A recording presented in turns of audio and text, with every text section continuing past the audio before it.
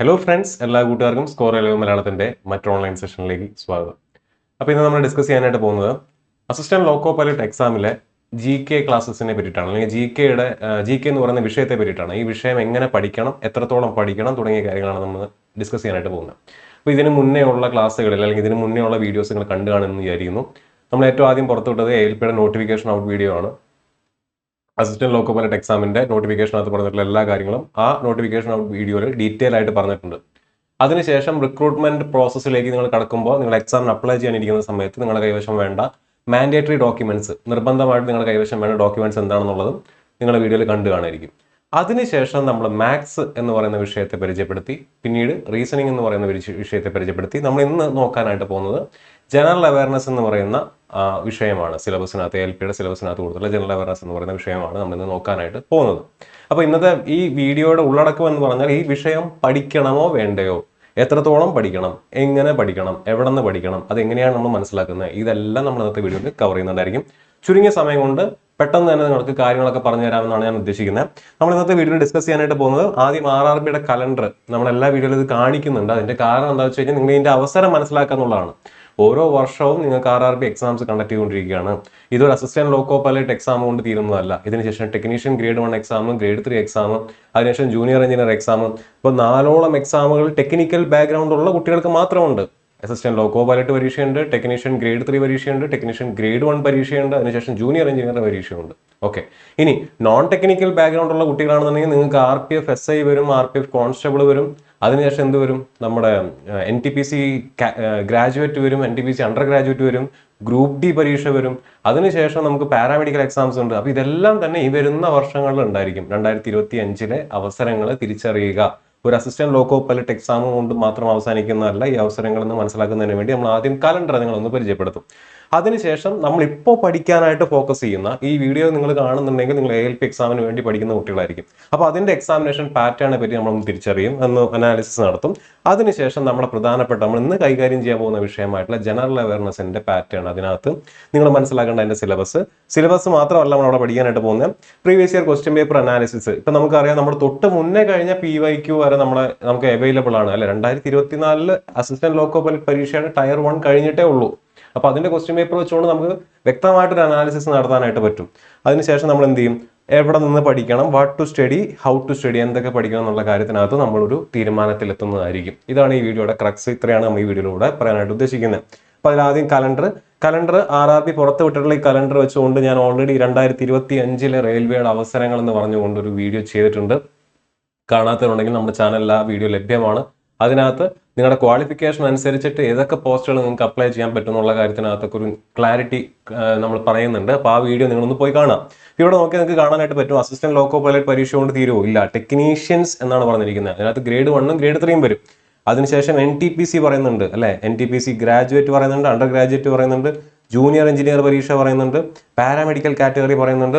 ഇത്രയും പരീക്ഷകളൊക്കെ ഇതിന് ശേഷം വരുന്നുണ്ടായിരിക്കും. അപ്പൊ നിങ്ങൾ ഈ ഒരു പറയുന്ന ALP കൊണ്ട് അവസാനിക്കുന്നതല്ല എന്നുള്ള കാര്യം കൂടെ ഇവിടെ ഒന്ന് മനസ്സിലാക്കി വെക്കുക.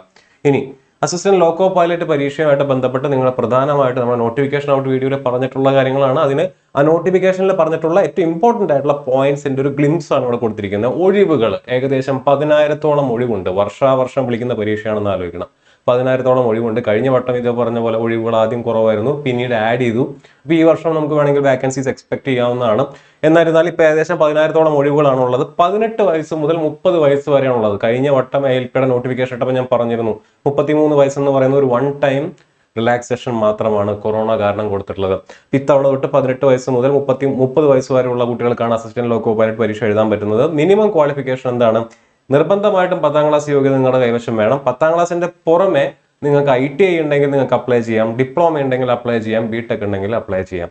അപ്പോൾ 10ാം ക്ലാസിന്റെ കൂടെ ഈ പറയുന്ന ഏതെങ്കിലും ഒരു സർട്ടിഫിക്കറ്റ് നിങ്ങളുടെ കൈവശം ഉണ്ടെങ്കിൽ നിങ്ങൾക്ക് അപ്ലൈ ചെയ്യാൻ പറ്റുന്നതാണ്. എക്സാമിന്റെ സ്റ്റേജസ് എന്തൊക്കെയാണ്? ടയർ 1 പരീക്ഷയുണ്ട്, ടയർ 2 പരീക്ഷയുണ്ട്, അതിനുശേഷം ഒരു സൈക്കോമെട്രി ടെസ്റ്റ് അല്ലെങ്കിൽ കമ്പ്യൂട്ടർ ബേസ്ഡ് ആപ്റ്റിറ്റ്യൂഡ് ടെസ്റ്റ് ഉണ്ട്. അപ്പോൾ ഇത്രയാണ് എക്സാമിന്റെ സ്റ്റേജ് എന്ന് പറയുന്നത്. ഫീസ് 500 രൂപയാണ്. അൺറിസർവ്ഡ് കാറ്റഗറിക്ക്, അല്ലാത്തവർക്ക് 250 ആണ്. അതെന്താണെന്നുള്ളത് നോട്ടിഫിക്കേഷൻ ഔട്ട് വീഡിയോയിലുണ്ട്. ഇല്ലാന്നുണ്ടെങ്കിൽ നമ്മുടെ നോട്ടിഫിക്കേഷൻ ഔട്ടുണ്ട്. അപ്പോൾ അത് നോക്കി നിങ്ങൾക്ക് മനസ്സിലാക്കാനായിട്ട് പറ്റും. ഇനി നിങ്ങൾ മറക്കാതെ നിങ്ങൾ അറിഞ്ഞിരിക്കേണ്ട ഒരു കാര്യം എന്ന് പറയുന്നത് എന്താണ്? നമ്മുടെ അപ്ലിക്കേഷൻ ക്ലോസിംഗ് വിൻഡോ ആണ്. ക്ലോസിംഗ് ഡേറ്റ് ഫോർ അപ്ലിക്കേഷൻ എന്ന് പറയുന്നത് 11/5. അതിപ്പോൾ തന്നെ മനസ്സിൽ അങ്ങ് ഉറപ്പിക്കാം. മെയ് 11 നിങ്ങളുടെ അപ്ലിക്കേഷൻ വിൻഡോ ക്ലോസ് ചെയ്യും. അപ്പോൾ അപ്ലൈ ചെയ്യാത്തവർ ഇതൊക്കെ മനസ്സിലാക്കി എന്തൊക്കെ ഡോക്യുമെന്റ്സ് കൈവശം വേണം എന്നുള്ള ആസിഫ് സാറിന്റെ മാൻഡേറ്ററി ഡോക്യുമെന്റ്സിന്റെ വീഡിയോ മനസ്സിലാക്കിയതിന് ശേഷം എത്രയും പെട്ടെന്ന് അപ്ലൈ ചെയ്യാനായിട്ട് ശ്രദ്ധിക്കുക. സമയം കളയരുത്. പല ഗ്രൂപ്പ് ഡിയുടെ സമയത്തും അതുപോലെ തന്നെ അതിന് മുന്നേ NTPCയുടെ സമയത്തൊക്കെ നമ്മൾ കണ്ടതാണ് സൈറ്റ് ഹാങ് ആവുന്നതും എക്സ്റ്റെൻഡ് ചെയ്യുന്നതിന് വേണ്ടി കുട്ടികൾ ടെൻഷൻ അടിച്ച് നടക്കുന്നതൊക്കെ. അപ്പോൾ അത്തരം ഒരു അവസ്ഥയിലേക്ക് എത്തിക്കരുത്. എക്സാമിന് ചുരുങ്ങിയത് 2 ആഴ്ച മുന്നെങ്കിലും നിങ്ങൾ അപ്ലൈ ചെയ്ത് കഴിയണമെന്നാണ് ഞാൻ പറയുന്നത്. അല്ലാതെ ലാസ്റ്റത്തെ വീക്കിലേക്ക് വേണ്ടി വെയിറ്റ് ചെയ്ത് കഴിഞ്ഞ് കഴിഞ്ഞാൽ അവസാനം സൈറ്റ് റഷ് ആവുകയും ടെൻഷൻ അടിക്കുകയും ചെയ്യും. ചിലപ്പോൾ ഭാഗ്യമുണ്ടെങ്കിൽ ചിലപ്പോൾ എക്സ്റ്റെൻഡ് ചെയ്തൊക്കെ കിട്ടിയെന്ന് വരാം. പക്ഷെ എപ്പോഴും നമുക്ക് അങ്ങനെ പറയാൻ പറ്റില്ല. ഇപ്പോൾ ഗ്രൂപ്പ് ഡിയുടെ കേസിലൊക്കെ അങ്ങനെ സംഭവിച്ചു. പക്ഷെ എപ്പോഴും നമുക്ക് അങ്ങനെ വിചാരിക്കാൻ പറ്റില്ല. അപ്പോൾ നിങ്ങൾ എന്ത് ചെയ്യണം? നേരത്തെ തന്നെ അപ്ലൈ ചെയ്യാനായിട്ട് ശ്രദ്ധിക്കുക. ആൻഡ് ഇവിടെ നിങ്ങൾ ശ്രദ്ധിക്കേണ്ട മറ്റൊരു കാര്യമുണ്ട്. അപ്ലൈ ചെയ്യുന്നേക്കാൾ മുന്നേ എല്ലാ കുട്ടികളും നിർബന്ധമായിട്ടും, പ്രത്യേകിച്ച് റെയിൽവേയുടെ ഏത് പരീക്ഷ എടുത്തു കഴിഞ്ഞാലും നിർബന്ധമായിട്ട് നിങ്ങൾ മനസ്സിലാക്കേണ്ട ഒരു കാര്യം എന്ന് പറയുന്നത് മെഡിക്കൽ സ്റ്റാൻഡേർഡ് ആണ്. നിങ്ങൾ അപ്ലൈ ചെയ്യാൻ പോകുന്ന പോസ്റ്റ് നിങ്ങൾ മെഡിക്കലി ഫിറ്റ് ആണെന്നുള്ള കാര്യം ഓർത്തിരിക്കാം. അസിസ്റ്റന്റ് ലോക്കോ പൈലറ്റ് പരീക്ഷ എന്ന് പറഞ്ഞു കഴിഞ്ഞാൽ റെയിൽവേയിൽ തന്നെ നടത്തുന്നതിൽ ഏറ്റവും സ്ട്രിക്റ്റ് ആയിട്ടുള്ള മെഡിക്കൽ സ്റ്റാൻഡേർഡ്സ് ആവശ്യമുള്ള ഒരു പോസ്റ്റാണ്. A1 മെഡിക്കൽ കാറ്റഗറിയാണ് ഇവിടെ ആവശ്യം വരുന്നത്. അപ്പോൾ അവർക്ക് നിസ്സാരമായിട്ടുള്ള എന്തെങ്കിലും ഒരു പോരായ്മകൾ, നമ്മൾ മെഡിക്കലി അൺഫിറ്റ് ആണെന്ന് തോന്നുന്ന എന്തെങ്കിലും, അതായത് പെർഫെക്റ്റ് ഐ വിഷൻ വേണം, അങ്ങനെ എല്ലാ കാര്യങ്ങളും പക്കയാണെന്നുണ്ടെങ്കിൽ മാത്രമാണ് നിങ്ങൾക്ക് ALPയിൽ ജോലി കിട്ടുള്ളൂ. അല്ലെങ്കിൽ നിങ്ങൾ മെഡിക്കലി ഫെയിൽ ആവാനുള്ള സാധ്യതയുണ്ട്. അപ്പോൾ ആ ഒരു സംഭവം കൂടെ മനസ്സിലാക്കിയിട്ട് അപ്ലൈ ചെയ്യാനായിട്ടിരിക്കുക. പഠിച്ച് ജോലിയൊക്കെ കിട്ടുമെന്ന് വിചാരിച്ചുകൊണ്ട് നമ്മൾ എല്ലാ എക്സാം ടയർ 1 ക്ലിയർ ചെയ്യുന്നു, ടയർ 2 ക്ലിയർ ചെയ്യുന്നു, CBAT ക്ലിയർ ചെയ്യുന്നു. അതിനുശേഷം നമ്മൾ ഈ പറയുന്ന 3 ലെവലും ക്ലിയർ ചെയ്തതിന് ശേഷം നമ്മൾ മെഡിക്കലിന് പോയിട്ട് മെഡിക്കലി ഫെയിൽ ആകുമ്പോൾ ഭയങ്കര വിഷമമായിരിക്കും. അപ്പോൾ A1 ആണ് മെഡിക്കൽ സ്റ്റാൻഡേർഡ്. ആ A1 മെഡിക്കൽ നിങ്ങൾക്ക് ഉണ്ടോ എന്നുള്ള കാര്യം കൂടെ നിങ്ങളൊന്ന് ക്രോസ് ചെക്ക് ചെയ്യാം. മെഡിക്കൽ സ്റ്റാൻഡേർഡ്സ് എങ്ങനെ മനസ്സിലാക്കുക എന്നുള്ളത് വെച്ചിട്ടുണ്ട് മറ്റൊരു വീഡിയോ നമ്മുടെ ചാനലിൽ കിട്ടും. ചാനലിൽ അവൈലബിൾ ആണ്. നിങ്ങൾ നോക്കിയാൽ മതി. ആ വീഡിയോ കൂടെ ഒന്ന് കണ്ട് മനസ്സിലാക്കാനായിട്ട് ശ്രദ്ധിക്കുക. ആദ്യമായിട്ടാണ് നമ്മുടെ ചാനൽ ഫോളോ ചെയ്യുന്നുണ്ടെങ്കിൽ ഈ പറയുന്ന വീഡിയോസ് ഒക്കെ ഉണ്ട്. 2025 റെയിൽവേയുടെ അവസരങ്ങൾ എന്താണെന്നുള്ളത് തിരിച്ചറിയാനുള്ള ഒരു വീഡിയോ ഉണ്ട്. മെഡിക്കൽ സ്റ്റാൻഡേർഡ്സ് റെയിൽവേയിലുള്ള എല്ലാ പരീക്ഷകൾക്കും സാധാരണഗതിയിൽ എന്തൊക്കെ മെഡിക്കൽ സ്റ്റാൻഡേർഡ്സ് ആണ് വരുന്നത് എന്നുള്ളതിനെ പറ്റി മറ്റൊരു വീഡിയോ ഡീറ്റെയിൽ ആയിട്ട് ചെയ്തിട്ടുണ്ട്. ആ 2 വീഡിയോസ് ഒന്ന് കണ്ടു നോക്കുക. ഓക്കെ, അപ്പോൾ ഇത്രയാണ് നിങ്ങൾ ബേസിക് ആയിട്ട് ALPനെ പറ്റി അറിഞ്ഞിരിക്കേണ്ടത്. ഇനി അതിന് ശേഷം ALPയുടെ എക്സാമിനേഷൻ പാറ്റേൺ എടുത്തു കഴിഞ്ഞാൽ നമുക്ക് ആദ്യം ഒരു ടയർ 1 പരീക്ഷ ഉണ്ടായിരിക്കും. ടയർ 1 പരീക്ഷയുടെ പ്രത്യേകത എന്ന് പറഞ്ഞു കഴിഞ്ഞാൽ ഈ പരീക്ഷ അല്ലെങ്കിൽ ഈ ലെവൽ എന്ന് പറയുന്നത് ക്വാളിഫയിങ് ഇൻ നേച്ചർ മാത്രമാണ്. എന്ന് പറഞ്ഞു കഴിഞ്ഞാൽ ഇതിലെ മാർക്ക് നിങ്ങളുടെ ഫൈനൽ റാങ്ക് ലിസ്റ്റിലേക്ക് എടുക്കുന്നില്ല. ക്വാളിഫയിങ് നേച്ചർ ആയിട്ടുള്ള ഒരു പരീക്ഷയാണ് ടയർ 1 പരീക്ഷ എന്ന് പറയുന്നത്. അതിനുശേഷം ഒരു ടയർ 2 പരീക്ഷ ഉണ്ടായിരിക്കും. ഇതാണ് നിങ്ങളുടെ റാങ്ക് നിശ്ചയിക്കുന്നതിൽ പ്രധാന പങ്ക് വഹിക്കുന്ന പരീക്ഷ എന്ന് പറയുന്നത് ടയർ 2 പരീക്ഷയാണ്. ഈ ടയർ 2 പരീക്ഷയിൽ തന്നെ 2 ഭാഗങ്ങളുണ്ട്. പാർട്ട് A, പാർട്ട് B എന്ന് പറയുന്ന 2 ഭാഗങ്ങളുണ്ട്. ഇതൊക്കെ നോട്ടിഫിക്കേഷൻ ഔട്ട് വീഡിയോയിൽ ഡീറ്റെയിൽ ആയിട്ട് പറഞ്ഞതാണ്, ഞാൻ ഒന്നുകൂടെ പറയുന്നത് മാത്രം. അതിനുശേഷമാണ് സൈക്കോമെട്രിക് പരീക്ഷ വരുന്നത്. ഇതും നിങ്ങളുടെ റാങ്ക് നിശ്ചയിക്കുന്നതിൽ പ്രധാന പങ്ക് വഹിക്കുന്ന ഒരു എക്സാമാണ്. അപ്പോൾ ടയർ 1 എന്ന് പറയുന്നത് അതിനകത്ത് എത്ര മാർക്ക് വാങ്ങിച്ചാലും അതെന്താണ്, ക്വാളിഫയിങ് നേച്ചർ ഉള്ളത് മാത്രമാണ്. ജോലി നിങ്ങൾക്ക് ഉറപ്പ് തരില്ല 1ാമത്തെ ഘട്ടം പാസ്സായി എന്നുള്ളത് കൊണ്ട്. അപ്പോൾ 1ാമത്തെ ഘട്ടം എങ്ങനെയെങ്കിലും പഠിച്ച് പാസ്സായി കഴിഞ്ഞാൽ രക്ഷപ്പെട്ടു എന്ന് വിചാരിച്ചിരിക്കരുത്. അവിടെ കൊണ്ട് അവസാനിക്കുന്നില്ല. ഇതൊരു കണ്ടിന്യൂസ് പ്രോസസ് ആണെന്നുള്ളൊരു ബോധം നിങ്ങൾക്ക് വേണം. ഇനി അതിനുശേഷം ഡോക്യുമെന്റ് വെരിഫിക്കേഷൻ ഉണ്ടായിരിക്കും. അതിനുശേഷം മെഡിക്കൽ എക്സാമിനേഷൻ ഉണ്ടായിരിക്കും. അപ്പോൾ ഈ രീതിയിലാണ് എക്സാമിനേഷന്റെ പാറ്റേൺ പോകുന്നുണ്ടാവും. ഇനി നമുക്ക് നമ്മുടെ വിഷയത്തിലേക്ക് കടക്കാം.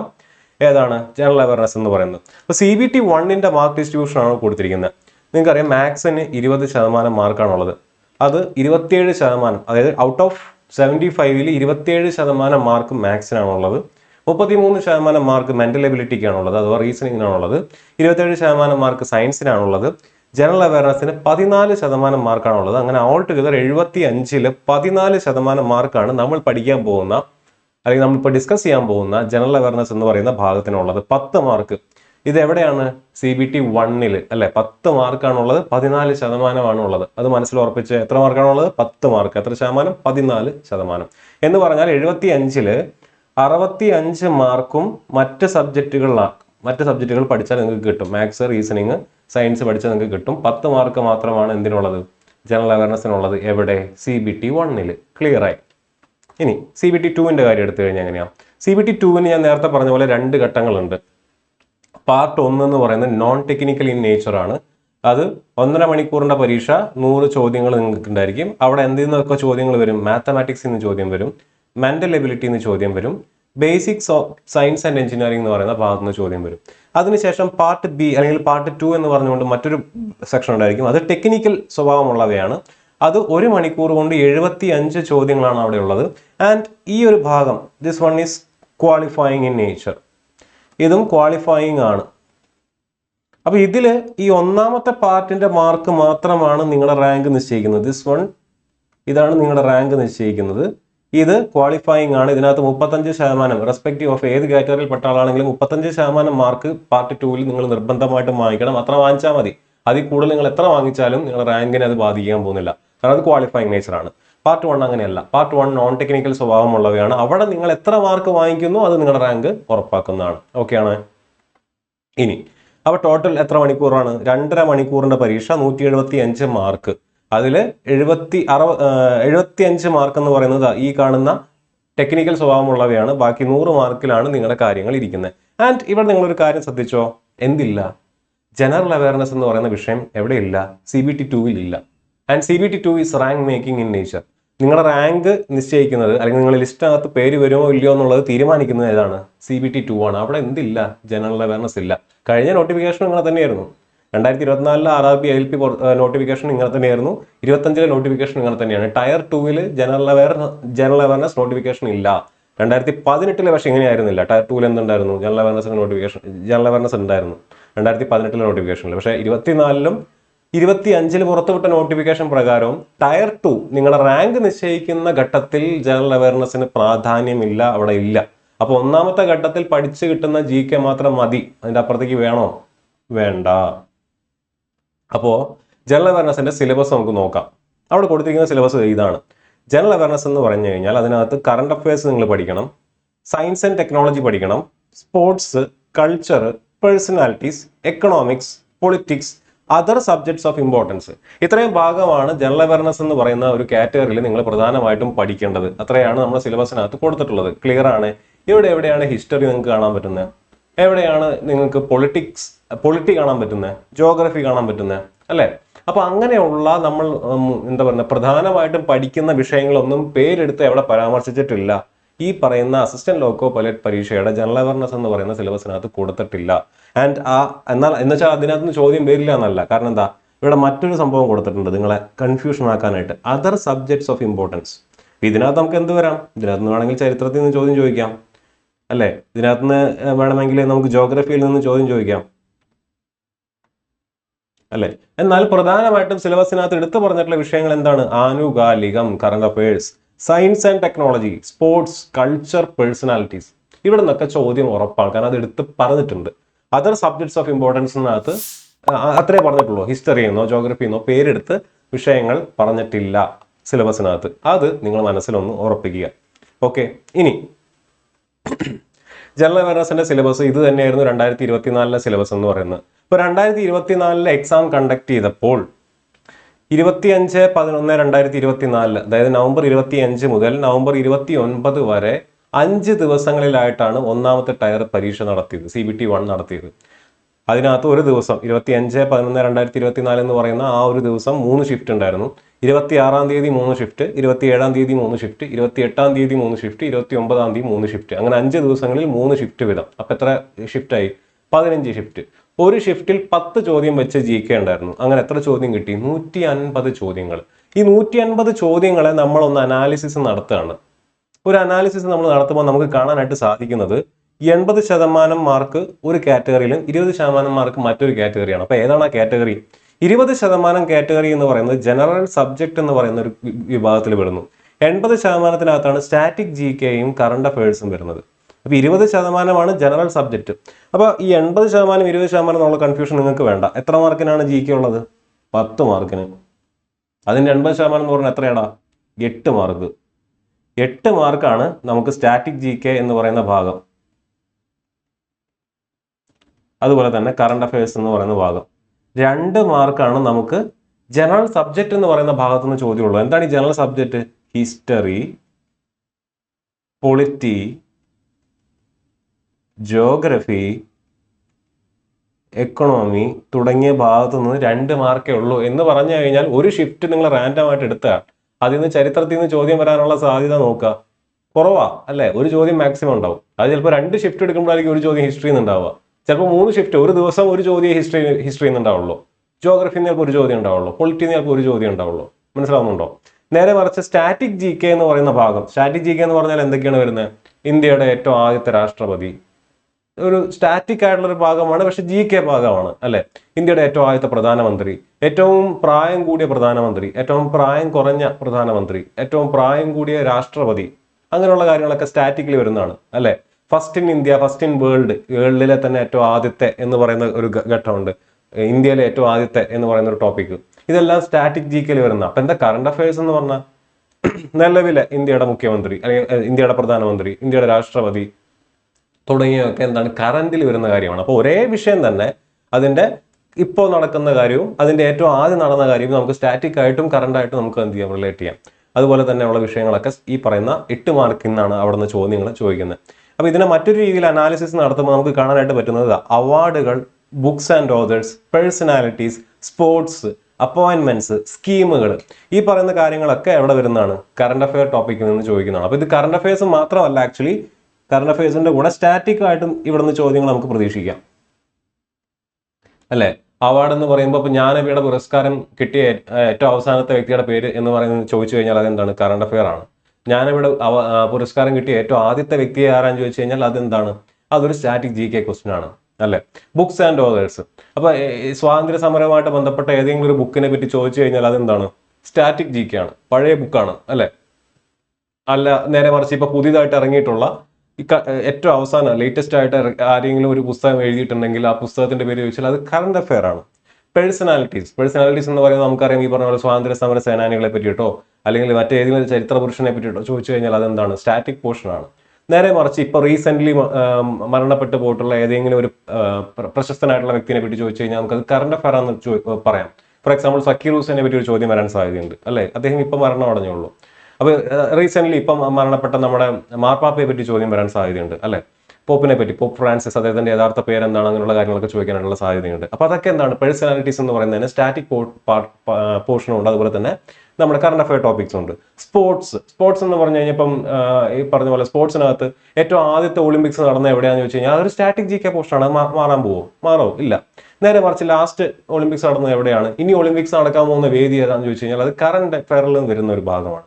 അപ്പോയിന്റ്മെന്റും അങ്ങനെ തന്നെ.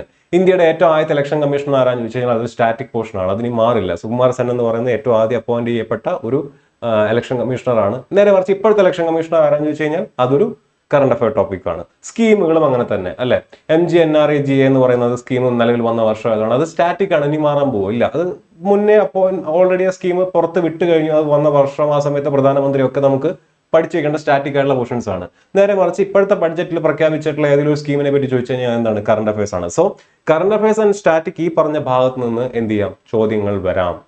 ഇനി ജനറൽ സബ്ജക്ട് എന്ന് പറയുന്ന ഹിസ്റ്ററി, പൊളിറ്റി, ജോഗ്രഫി, എക്കോണമിയിൽ നിന്നും വളരെ റാൻഡം ആയിട്ടാണ് ചോദ്യങ്ങൾ വരുന്നത്. അതിന് പ്രത്യേകിച്ച് ഒരു എന്താ പറയുന്ന ഒരു രീതി നമുക്ക് പറയാൻ പറ്റില്ല. അപ്പൊ ഹിസ്റ്ററി എന്ന് വേണമെന്നുണ്ടെങ്കിൽ ഒറ്റയടിക്ക് ഒരു ചോദ്യം ചോദിക്കാം, ഇൻഡസ് വാലി സിവിലൈസേഷൻ എന്നൊരു ചോദ്യം ചോദിക്കാം, അല്ലെങ്കിൽ മോഡേൺ ഇന്ത്യ എന്നൊരു ചോദ്യം ചോദിക്കാം. പൊളിറ്റിയിൽ റാൻഡം ആയിട്ട് ഒരു ആർട്ടിക്കിൾസ് ചോദിക്കാം, പ്രസിഡന്റ് ഓർഡിനൻസ് മേക്കിംഗ് പവർ ഏത് ആർട്ടിക്കിളാണെന്ന് വേണമെങ്കിൽ ചോദിക്കാം.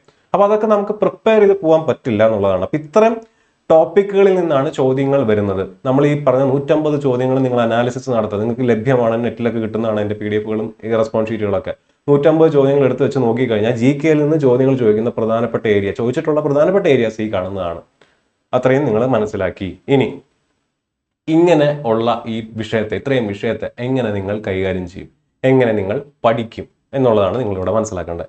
അതിൽ ഏറ്റവും ആദ്യത്തെ പോയിന്റ് എന്താണ്, കറണ്ട് അഫയേഴ്സിന്റെ പ്രാധാന്യം. ഞാൻ നേരത്തെ പറഞ്ഞ പോലെ 80% mark current affairs and static GK-യിൽ നിന്നാണ്. അതിൽ തന്നെ കൂടുതൽ സ്റ്റാറ്റിക് ആയിട്ടുള്ള ചോദ്യങ്ങളെയൊക്കെ കൂടുതൽ കറണ്ട് അഫയർ റിലേറ്റഡ് ആയിട്ടാണ് ചോദ്യങ്ങൾ വരുന്നത്. സോ കറണ്ട് അഫയേഴ്സിന്റെ പ്രാധാന്യം മനസ്സിലാക്കി പഠിക്കുക. കറണ്ട് അഫയേഴ്സ് പഠിച്ചത് കൊണ്ട് നിങ്ങൾക്ക് ഒരു എക്സാമിനും നഷ്ടം ഉണ്ടാവാൻ പോകുന്നില്ല. അതിപ്പോൾ ALPക്ക് പഠിച്ചത് കൊണ്ട് മറ്റ് എക്സാംസിന് എന്തായാലും അത് യൂസ്ഫുൾ ആവും. നിങ്ങൾ SSCക്ക് പ്രിപ്പയർ ചെയ്യുന്നവരാണെന്നുണ്ടെങ്കിലോ PSCക്ക് പ്രിപ്പയർ ചെയ്യുന്ന കുട്ടികളാണെന്നുണ്ടെങ്കിലോ RRBയുടെ തന്നെ വേറെ ഏതെങ്കിലും പരീക്ഷയ്ക്ക് പ്രിപ്പയർ ചെയ്യുന്നവരാണെന്നുണ്ടെങ്കിൽ കറണ്ട് അഫയേഴ്സ് പഠിച്ചാൽ നിങ്ങൾക്ക് ഒരു കാലത്തും നഷ്ടം ഉണ്ടാവാൻ പോകുന്നില്ല. അത് കൃത്യമായിട്ട് അപ്ഡേറ്റ് ചെയ്തുകൊണ്ടിരുന്നു കഴിഞ്ഞാൽ നിങ്ങൾക്ക് യൂസ്ഫുൾ ആയിരിക്കും. സോ കറണ്ട് അഫയേഴ്സിന്റെ പ്രാധാന്യം കൃത്യമായിട്ട് മനസ്സിലാക്കി പഠിക്കാനായിട്ട് ശ്രദ്ധിക്കുക, GK പഠിക്കുന്ന ആൾക്കാർ. ഇനി CBT 1-ൽ 10 മാർക്കേ പഠിക്കാനുള്ളൂ. 75 മാർക്കിനാണ് ടയർ 1 പരീക്ഷ. അത് ക്വാളിഫയിങ് ഇൻ നേച്ചർ ആണ്. നിങ്ങൾക്കറിയാം, ഈ കഴിഞ്ഞ 2024 കണ്ടക്ട് ചെയ്തിട്ടുള്ള ALP പരീക്ഷയുടെ കട്ട് ഓഫ് മാർക്കുകൾ നോക്കിയാൽ നിങ്ങൾക്ക് കാണാൻ പറ്റുന്നത് 49-50 മാർക്കൊക്കെയാണ് അതിനകത്തുള്ളത് അല്ലേ. അപ്പൊ ഈ 50 മാർക്ക് ഒക്കെ വാങ്ങിച്ചു കഴിഞ്ഞാൽ നിങ്ങൾ ടയർ 1 കടക്കുകയാണ്. And tier 1 is qualifying in nature. അതിന്റെ മാർക്ക് നിങ്ങളുടെ റാങ്ക് നിശ്ചയിക്കുന്നില്ല എന്നുള്ള കാര്യം നിങ്ങൾക്ക് അറിയാം. അതിൽ 10 മാർക്ക് മാത്രമേ എന്തിനുള്ളൂ, GKക്കുള്ളൂ. ഈ 10 മാർക്ക് GK കിട്ടാൻ നിങ്ങൾ പഠിക്കേണ്ട വിഷയങ്ങൾ എന്താണെന്നുള്ളത് തൊട്ട് മുന്നത്തെ സ്ലൈഡിൽ ഞാൻ കാണിച്ചു തന്നു. അത്രയും പഠിച്ചാലാണ് 10 മാർക്ക് നിങ്ങൾക്ക് ഒപ്പിക്കാൻ പറ്റുള്ളൂ. അതും ഗ്യാരണ്ടി ഇല്ല, കാരണം നിങ്ങൾ പഠിച്ചു തന്നെ ചോദിച്ചാലേ 10 മാർക്ക് കിട്ടുള്ളൂ. പഠിച്ചു തന്നെ ചോദിക്കണമെങ്കിൽ യാതൊരു നിർബന്ധവുമില്ല. 2 CBT 2-ൽ GA പഠിക്കാനില്ല അല്ലേ? ടയർ 2 ആണ് നിങ്ങളുടെ റാങ്ക് മേക്കിംഗ് എന്ന് പറയുന്നത്. അവിടെ ജനറൽ അവയർനെസ് പഠിക്കാനുണ്ടോ? ഇല്ല. ജനറൽ അവയർനെസ് ടയർ 2-ൽ പഠിക്കേണ്ട കാര്യം ഇല്ല. അപ്പോൾ എന്താണ് മനസ്സിലാക്കണ്ടേ? ALP എക്സാമിന് വേണ്ടി മാത്രം പ്രിപ്പയർ ചെയ്യുന്ന കുട്ടികൾ, ALP അസിസ്റ്റന്റ് അല്ലെങ്കിൽ അസിസ്റ്റന്റ് ലോക്കോ പൈലറ്റ് എക്സാമിന് വേണ്ടി മാത്രം പ്രിപ്പയർ ചെയ്യുന്ന കുട്ടികളാണെന്നുണ്ടെങ്കിൽ ജനറൽ അവയർനെസ് എന്ന് പറയുന്നത് എന്തല്ല? റാങ്ക് മേക്കിംഗ് അല്ല. ജനറൽ അവയർനെസ് റാങ്ക് മേക്കിംഗ് അല്ല. നിങ്ങളുടെ പ്രിപ്പറേഷനിലെ ഭൂരിപക്ഷം സമയം നിങ്ങൾ കൊടുക്കേണ്ടത് എന്തിനാണ്? Maths, reasoning and science. നഷ്ടം ഉണ്ടാവില്ല.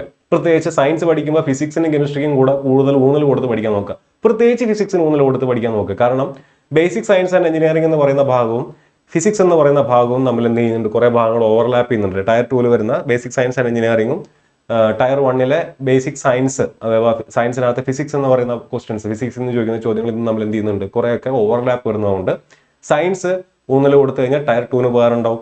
മാത്സ്, റീസണിങ് ടയർ 2-നുള്ളതാണ്. അപ്പോൾ മാത്സ്, റീസണിങ് ടയർ 1-ലും ടയർ 2-ലും നിങ്ങൾ പഠിച്ചു കഴിഞ്ഞാൽ ടയർ 1-ൽ വൃത്തിയിൽ പഠിച്ചു കഴിഞ്ഞാൽ ടയർ 2-ലേക്ക് നിങ്ങൾക്ക് എന്ത് ചെയ്യാം? അതൊരു മുതൽ കൂട്ടായിരിക്കും. നേരെ മറിച്ച് നിങ്ങൾ GK-ക്ക് കുറേ സമയം ടയർ 1-ൽ കൊടുത്തത് കൊണ്ട് പ്രത്യേകിച്ച് ഉപകാരമില്ല. കാരണം എന്താ?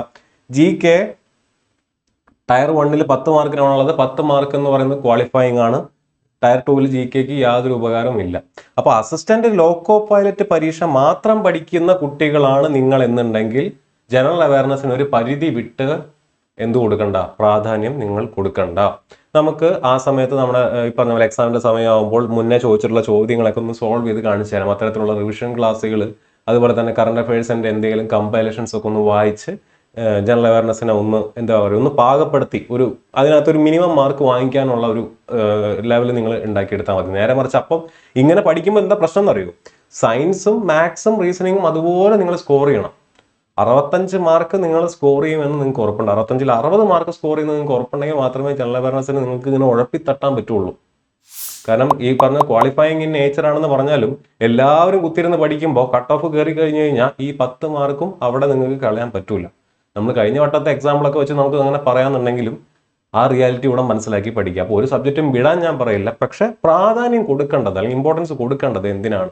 മാത്സിനും റീസണിങ്ങിനും സയൻസിനാണ്. അത് നിങ്ങൾക്ക് CBT 2-ൽ റാങ്ക് മേക്കിംഗ് ആയിട്ടുള്ള ടയർ 2-ലും നിങ്ങൾക്ക് ഉപകാരപ്രദമായിരിക്കും. ഓക്കെ ആണല്ലോ?